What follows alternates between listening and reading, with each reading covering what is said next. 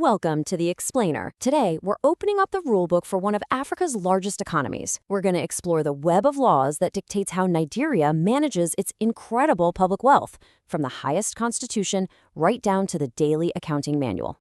So let's just jump right in with a huge question, right? How does a country possibly manage trillions of naira without it all just descending into chaos or, corruption? The answer is in a complex, layered system of rules designed to bring order, and we're about to break it all down. Well, the answer to that massive question, it really starts right here, with the highest law of the land, the 1999 Constitution. This document isn't just about politics and rights, it's literally the final word on how public money gets controlled. Now, what's so great about looking at it this way is how it just cuts through all that dense legal jargon. Look at it. The Constitution basically lays down a few simple, non-negotiable rules. First, you gotta have one main national bank account for all the money coming in. Second, you can't just spend from it whenever you want. You need permission. Third, you absolutely have to get the books checked by an independent auditor. And fourth, you need a totally separate account for sharing that national revenue. These are the bedrock principles. Everything else is built on this foundation. Okay, so if the Constitution basically draws the lines on the playing field, the next layer down, the Acts of Parliament, those are the main rules of the game itself. This is where we get the specific instructions for actually managing the money. And first up is a real classic, the Finance Act of 1958. Seriously, you can think of this thing as like the original operating system for the government's finances. It was put in place even before independence, and so much of its DNA is still running in the background of the system today. Right, and this is where all that high-level constitutional stuff gets real. This act is the nuts and bolts.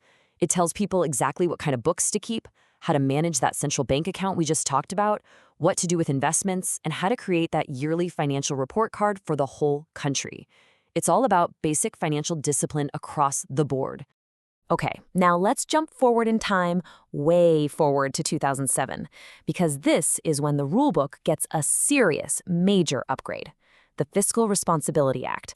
This one isn't just about counting beans day to day.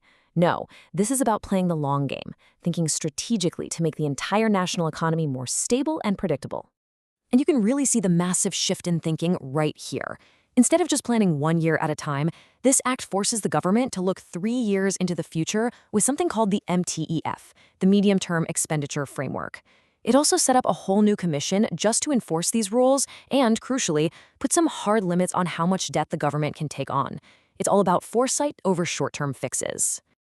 All right, also from that huge year, 2007, we get another game changer, the Public Procurement Act. Now, public procurement might sound complicated, but it's really just a fancy way of saying how the government buys stuff. And since the government is by far the biggest shopper in the country, this act is a really, really big deal. It sets the rules for every single contract, whether it's building a new highway or just buying pencils for a school. And the whole point here is pretty simple, right? It's to plug the leaks and fight corruption. By setting out crystal clear standards and creating this powerful watchdog, the Bureau of Public Procurement, the BPP, the act is trying to make sure that taxpayer money actually delivers real value to the people and doesn't just, line someone's pockets. Okay, so we have collected all this revenue into one giant pot, the Federation account. The multi-trillion naira question is, what happens now? How do you share it?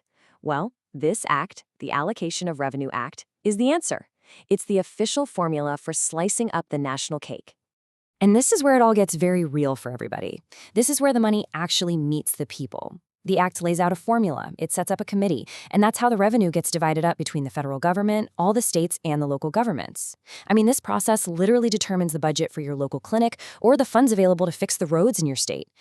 All right, so now we're going to zoom in even closer. We've seen the big picture, the Constitution, the major laws. Now let's look at the super detailed manuals that civil servants are using every single day to actually handle public cash. And this slide just lays out the hierarchy perfectly. It's a clear chain of command, right? You start with the supreme law, the Constitution. That informs the big framework laws, the acts. Those acts are then broken down into the super detailed financial regulations. And at the very bottom, you have Treasury circulars, which are kind of like quick software updates for the whole financial system. So yeah, if the acts are the general rules of the game, then these financial regulations, this is the player's manual. This is the book an accountant opens to figure out exactly how to process a payment, exactly how to record a receipt, and what specific steps they need to take to stop fraud. It's the practical, on-the-ground guide. But let's be honest, a rulebook is pretty useless if there's no referee on the field, right? If nobody is watching to make sure people are actually following the rules. And that's where the watchdogs come in. These are the bodies created to enforce this entire system. And we're not just talking about one referee here. It's a whole team of them, each with a different job. You've got the Auditor General, who's like the official scorekeeper, checking all the government's books.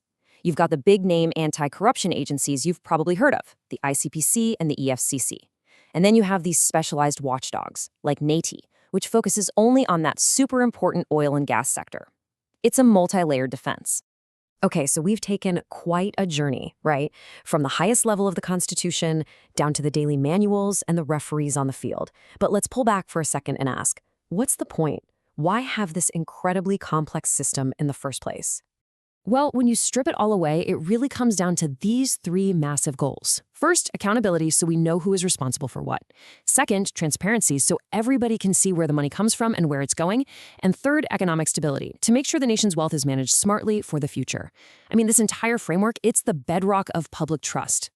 And that really just leaves us with one final and maybe the most important thought. Nigeria has a really comprehensive, detailed financial rulebook. The laws are there, the regulations are written down. But having the rules is one thing. Making sure everyone actually plays by them, well, that's the real challenge. The success of this whole system doesn't just depend on the words on a page, but on the will to actually enforce them.